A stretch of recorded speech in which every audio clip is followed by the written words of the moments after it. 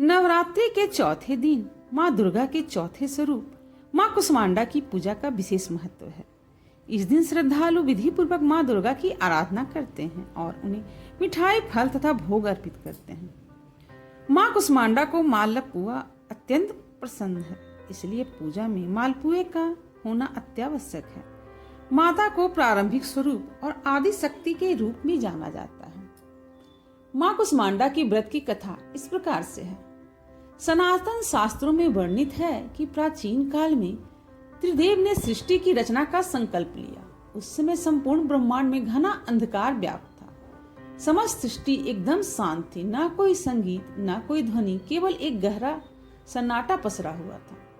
इस स्थिति में त्रिदेव ने जगत जननी आदिशक्ति माँ दुर्गा से सहायता की याचना की और कहा कि उन्हें सृष्टि की रचना में सहयोग प्रदान करें। जगत जननी आदिशक्ति माँ दुर्गा के चौथे स्वरूप माँ कुष्मांडा ने तुरंत ही ब्रह्मांड की रचना की। कहा जाता है कि माँ कुष्मांडा ने अपनी हल्की मुस्कान से सृष्टि का निर्माण कर दिया। माँ के चेहरे पर फैली मुस्कान से संपूर्ण ब्रह्मांड प्रकाशमय हो गया।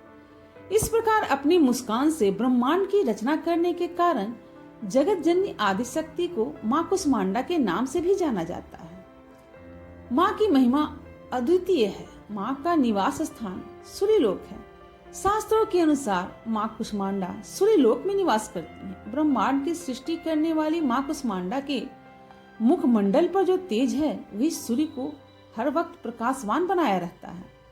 माँ सूर्यलोक के भीतर और बाहर हर स्थान पर निवास करने की क्षमता रखती है। माँ के मुख पर एक तेजोमय आभा प्रकट होती है, जिससे समस्त जगत का कल्याण होता है। उन्होंने सूर्य के समान कांतिमय तेज का आवरण धारण किया हुआ है। यह तेज केवल जगत जननी आदि शक्ति माँ कुष्मांडा द्वारा ही संभव है। माँ कुष्मांडा का आवाहन इन मंत्रों से किया जाता है। सुरा संपूर्ण कलसंग रुधिरा प्लुतुमेव च दधानं हस्पद्याभ्यां कुष्मांडा शुभदास्तुमेव या देवी सर्वभूतेषु माँ कुष्मांडा रूपेणी संस्थिता नमस्तस्यै नमस्तस्यै नमस्तस्यै नमो नमः। शास्त्रों में निहित है कि पूजा के समय इन मंत्रों का जाप अवश्य करना चाहिए। इन मंत्र के जाप से माँ कुष्मांडा अत्यधिक प्रसन्न होती हैं। कुष्मांडा देवी को मालपुए और कुम्हड़ा का भोग लगाना चाहिए, क्योंकि उन्हें यह अत्यधिक ही प्रिय है। देवी कुष्मांडा के 8 हाथ हैं और इसीलिए उन्हें अष्टभुजा देवी के रूप में भी जाना जाता है। ऐसा माना जाता है कि सिद्धियों और निधियों को प्राप्त करने की सारी शक्ति उनकी जपमाला में ही निहित है। इस प्रकार से माँ कुष्मांडा की पूजा आरती करके उनका आशीर्वाद प्राप्त करना चाहिए। Like, share and subscribe to this channel.